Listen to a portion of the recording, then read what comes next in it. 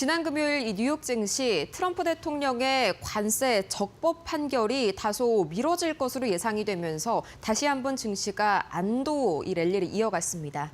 다우지수가 0.48% 올라섰고요. 또 나스닥도 이날 굉장히 반도체 장비주들을 중심으로 이 불기둥을 뽑아낸 종목들이 많았습니다. 0.81% 상승. 또 S&P 500 역시 드디어 7,000선을 거의 눈앞에 두면서 0.65% 상승으로 사상 최고치 역사를 다시 썼는데요. 이날 과연 시장의 자금 흐름은 어떻게 흘러갔을지 히트맵 통해서 바로 체크해 보시죠.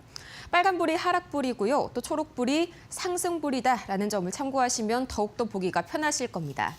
이날 전반적으로 M7 종목들이 대체적으로 이 선방을 해주는 움직임이 나타납니다. 테슬라가 2%로 가장 크게 M7 중에서는 상승세를 보였고요.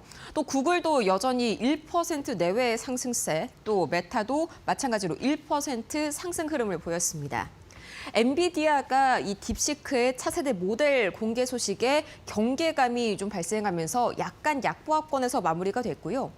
그 이외에도 전반적으로 반도체 장비주들이 굉장히 강한 흐름을 보였는데 이날 보시면 인텔이 약 10% 가까이 올라섰죠. 이 트럼프 대통령과 인텔 리프탄 CEO가 백악관에서 회동을 가졌는데 여기에 트럼프 대통령이 굉장히 긍정적인 회동 결과를 기대해도 좋다. 이렇게 다시 한번 시장에 기대감을 올리면서 반도체단 전반에 다시 한번 상승불이 들어왔습니다. 그렇다면 과연 이날 이런 시장을 만든 이 세 가지 이슈들 어떤 게 있었을지 바로 한번 체크해 보시죠. 가장 먼저 시장이 제일 숨을 죽이고 있었던 이슈였습니다.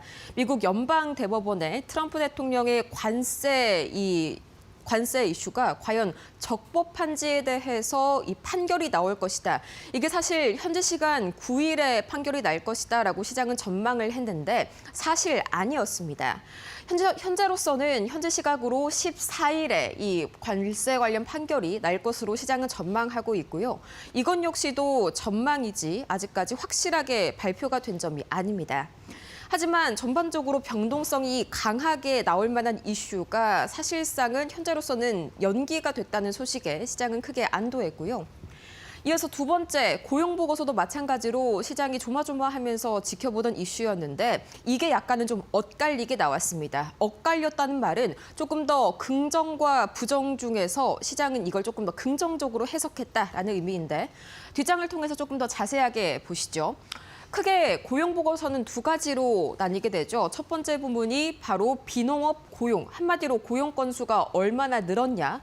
두 번째는 말 그대로 실업률, 두 가지의 부문으로 나뉘게 됩니다.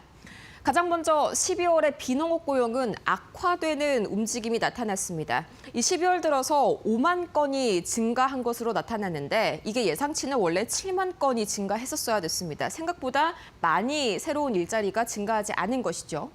거기에 또 10월과 11월 같은 경우에도 7.6만 건 가까이, 7만 6천 건 가까이 기존 대비해서 이 일자리가 부족했던 것으로 나타났습니다. 하향 조정됐는데 이 때문에 이 비농업 고용만 봤을 때에는 4분기 고용 시장이 뚜렷하게 악화됐다라고 해석을 할 수가 있겠습니다만 실업률은 반대로 개선되는 모습이 나타났습니다.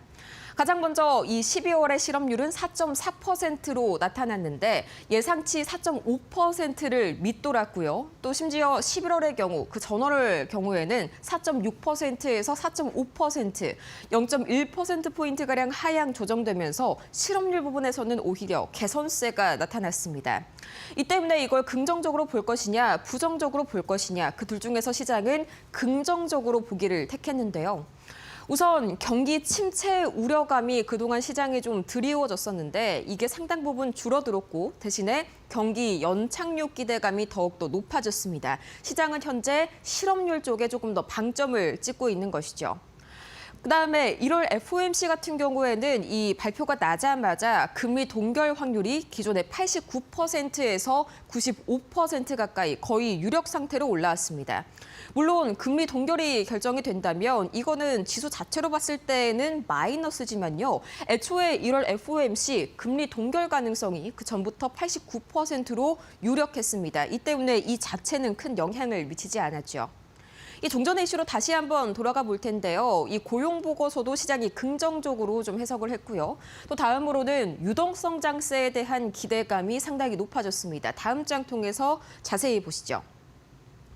이 전일 트럼프 대통령이 기관 투자자들의 단독주택 매입을 금지하겠다 이런 발표를 내놨었는데 여기에 더해서 바로 그 다음 날에 이 트럼프 대통령이 2천억 달러 규모, 우리나라로 따지면 290조 원 가까이 되는 이 대규모 모기지 채권 매입을 지시했습니다. 모기지는 여기서 주택 담보대출을 의미하죠.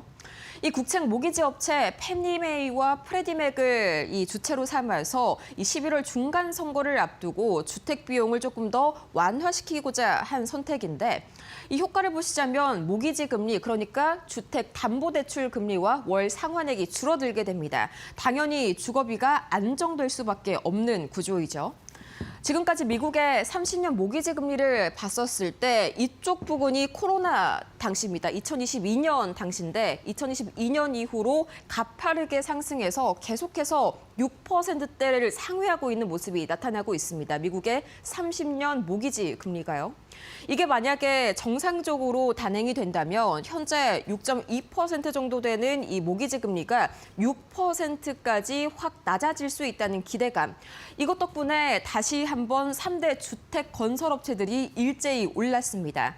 모기지 금리가 낮아지면서 당연히 이 주택 수요가 증가할 것이란 기대감도 또 모여졌고요. 전체 시장으로 봤을 때는 이 단행 덕분에 다시 한번 유동성이 시장에 공급될 것이란 기대감이 이 지수를 끌어올렸습니다. 그럼 이어서 과연 이 특징주들은 어떤 이슈를 몰고 왔을지 차례대로 만나보시죠. 가장 먼저 M7 종목입니다. 이날 가장 크게 올랐었던 이 테슬라 2% 강세를 보였는데요. 이 12월 중국에서의 인도량이 중국에서는 계속해서 판매 호조 소식이 들려오고 있습니다. 이 인도량이 9만 3천 대를 돌파하면서 사상 최고 기록을 세웠습니다. 전년비 대비해서는 13%가량 증가한 것인데 여기에 더해서 이 전기차 시장이 더욱더 확대될 수 있다. 특히나 자율주행차 시장이 확대될 수 있다. 이런 리포트들이 다양하게 나오면서 테슬라 주가의 격포제로 작용이 됐습니다. 이어서 메타도 1%가량 올라섰습니다. 이날 오클로, 또 비스트라, 테라파워 이 세 개사와 데이터 센터 전력 공급 계약을 체결을 했기 때문인데 덕분에 오클로는 이날 8% 급등했고요. 또 비스트라 역시 10%대 상승하는 흐름을 보였습니다.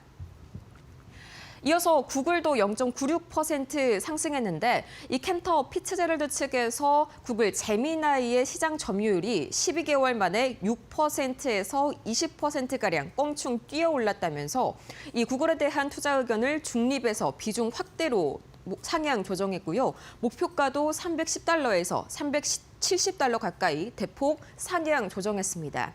반대로 이 챗 GPT의 경우에는 85%에서 12개월 만에 시장 점유율이 65% 미만으로 낮아졌다는 점을 함께 꼬집었는데요. 덕분에 구글의 주가는 다시 한번 1% 내외 상승세 보였습니다. 추가적으로 나머지 M7 종목과 또 오늘은 오라클도 함께 가져와 봤는데요. 차례대로 보시죠. 가장 먼저 아마존도 0.43% 이날 올랐습니다. 아마존의 약국 서비스라고 할 수가 있겠습니다. 이 아마존 파머시가 경구용 위고비, 그러니까 먹는 알약 형태의 GLP-1 치료제를 판매하는 것을 시작했다. 이 소식이 나오게 되면서 다시 한번 기대감에 상승했던 아마존이었고요. 또 뿐만 아니라 이날 이 미시간대 소비자 심리 지수가 상당히 개선된 것으로 나타났습니다. 당연히 이 소매 유통 종목인 아마존에게는 호재로 작용할 수밖에 없죠. 이어서 엔비디아는 0.09% 하락했습니다. 이날 브로드컴도 약 3%대 강세 보이고 전반적으로 반도체 단 움직임이 좋았는데 다만 딥시크의 한 가지 소식이 찬물을 끼얹었습니다.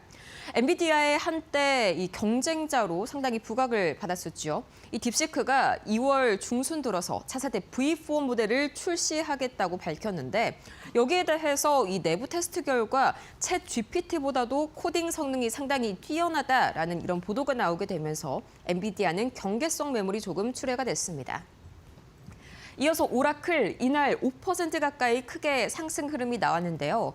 오픈 AI와 소프트뱅크가 이 스타게이트 프로젝트의 일환으로 SB에너지 측에 10억 달러를 투자할 예정이라고 밝힌 점이 상당히 스타게이트 전반 관련주들의 호재로 작용이 됐습니다.